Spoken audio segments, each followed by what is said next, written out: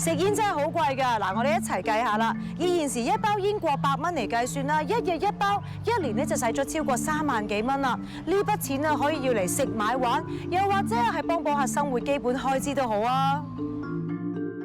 吸煙花費大量金錢，當然健康同親情就更加係錢買唔到啦。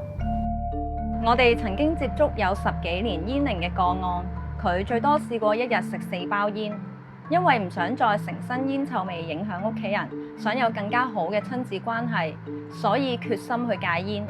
最終透過我哋嘅中醫療法，成功戒咗煙嘅。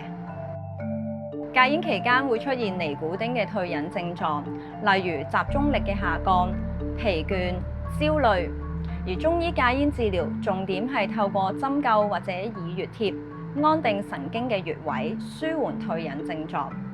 而治療亦都包括面談輔導，了解患者戒煙嘅狀況，作出適切嘅評估，防範煙癮嘅復發。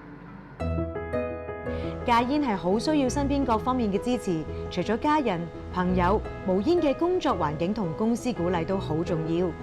以人為本係企業經營嘅宗旨，我哋非常注重員工與客戶嘅身心健康，將無煙融入公司政策，強化員工無煙意識，同時提升工作效率同專業形象。